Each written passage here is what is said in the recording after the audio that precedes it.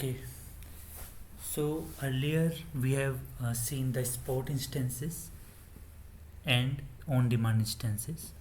So today I am going to cover reserved instances. So basically, what are reserved instances? So suppose you are using by default on demand instances which are offered by AWS, but they are usually costly. So in case you have a consistent requirement, like you are deploying application and it is going to run for more than 1 year, so in that scenario you can save up to 72% by reserving those instances. So basically, you can reserve the capacity also, or you can reserve the instance also. So as per the definition, they are used for larger deployments, whereas on demand used for short term usage which can't tolerate interruption. Now comes to the working.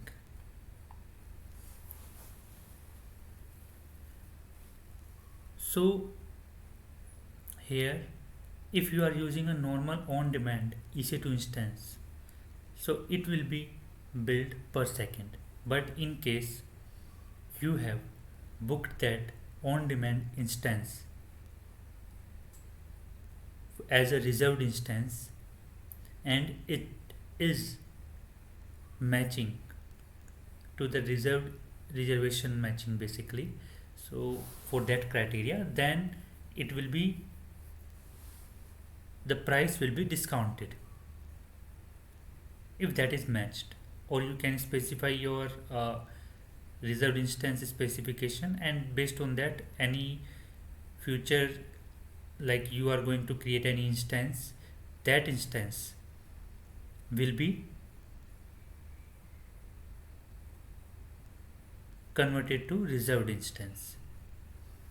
Okay, so I will try to explain it further. You have two options here. First, one instance which is already running. In that scenario, if you have specified your reserved instances and it is matching that criteria, that time also it will be considered as reservation matching. Another scenario, you have defined the reservation criteria, and based on that criteria you are creating a future instance, then that reservation criteria will be applied to that future instance, and that will be also charged as per reduced price. Now there are multiple options, like if you want to purchase that instance specific to availability zone, that you can do. Like if you have purchased for a region specific, that also you can do. If you have purchased specific to a region, then you can launch in any availability zone inside that region, or you can buy it zonal reservation also. For that also, in that scenario, it will be in particular availability zone it will be launched. Another point is partial effect reservation. Okay, suppose you have reservation, let's say T3 and dot large, and you provision T3 instance that is larger. So basically what it is saying, you have a larger instance and you want to pay lesser fees for that, so you can apply partial reservation for that also. Like it will be like family instance, it has some attribute like OS, like region, availability zone. So based on those, it can be reduced as a reservation matching.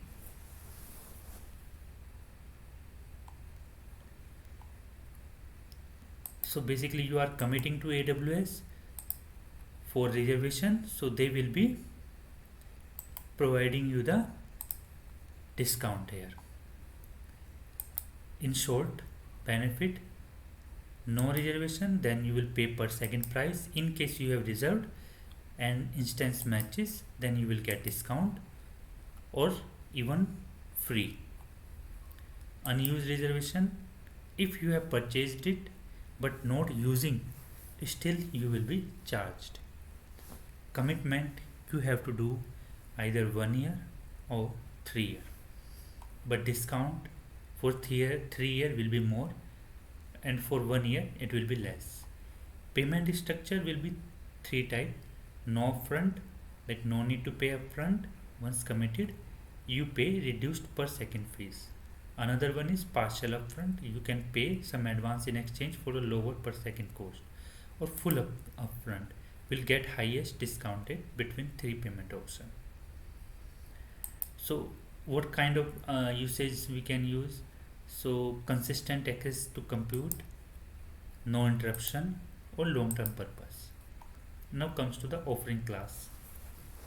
So it has two offering class. First is standard. Standard means you just book it and you are not specifying anything. That is a standard. Another is convertible. Convertible, it has some specific attribute. Those attribute like family, OS, and region, based on that it can be converted. Now comes to the instance type: standard RI, convertible RI, scheduled RI. So standard mainly provides 72% discount. So standard RI is like I explained you earlier, matching criteria, and you can schedule it, or you can reserve it for specific availability zone, also for specific capacity also. So for that purpose. Then comes to the scheduled. In scheduled, if you have a requirement, suppose you need to run it for 1 hour daily basis, and for 23 hours it is free. In that scenario, you can use this schedule RI. You can commit for 3 year, and then fraction of a day you can use it. Now comes to the dedicated host. Okay, so dedicated host is not in much use, but there are some specific requirement. Suppose you have licensed software which you want to run, so we will see you pay for the host which is designed for the specific type of family of instances like ACR. As you are paying for the host, so there will be no charges for hosting instances on these hosts. So here what is happening, you will purchase a hardware where you can host multiple EC2 instances of different sizes, but those instances you will not be charged. You will be charged only for host. There is some limitation there. If you run out of capacity, like host is running out of capacity, then you can't increase it because you have already purchased for host, not for instances.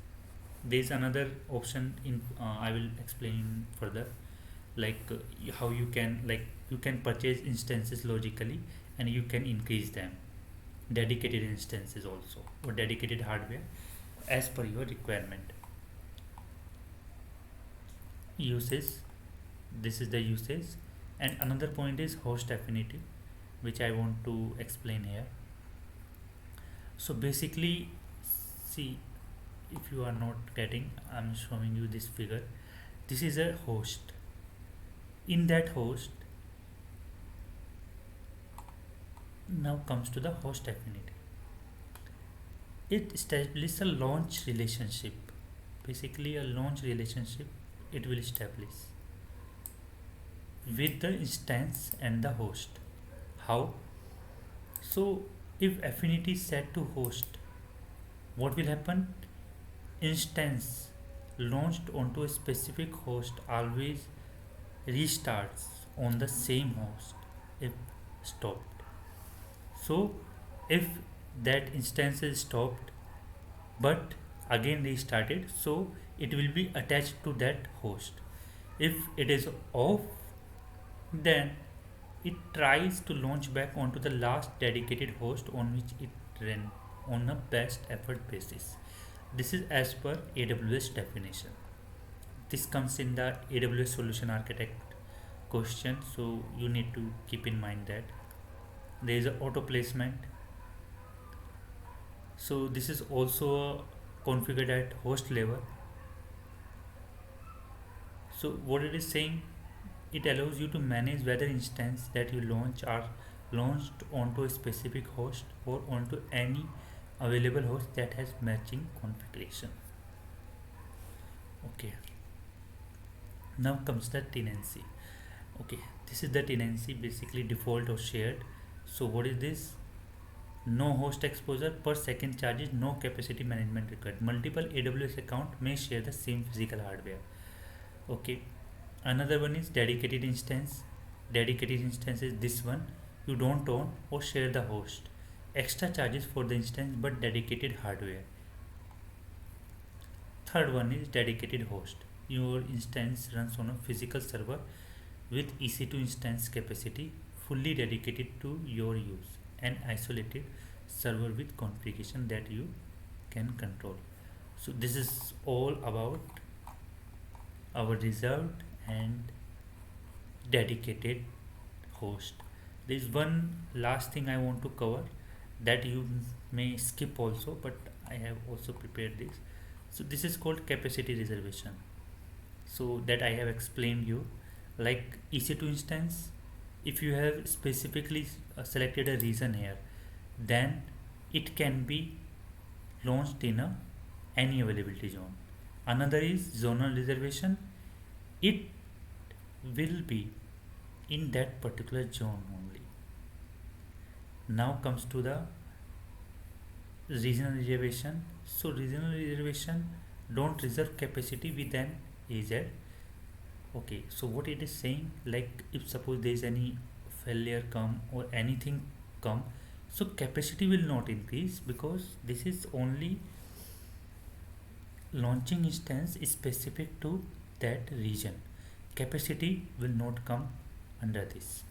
And in zonal reservation, billing discount and capacity reservation, so you can do the capacity reservation also. There is also another on demand capacity reservation, that is like if you don't want to commit, because for these two there is a 1 or 2 years commitment, but here in on demand you don't need to commit. You can book to ensure you always have access to capacity in AZ when you need it, but at on full on demand price, no term limit, but you pay regardless of it if you consume it. That is the definition which I tried to explain, but I don't want to bore you much. But if you want to read it, you can just read it. I have explained it in better way. Scheduled for long term and specific time. Capacity reservation, that capacity reservation I have explained you earlier. So in that regional and zonal, I have, this is a zonal reservation and this is a regional reservation that explained. And some spelling mistakes, some things you can just ignore or just pause it and read it. It is just self-explainable. Okay, thanks for watching.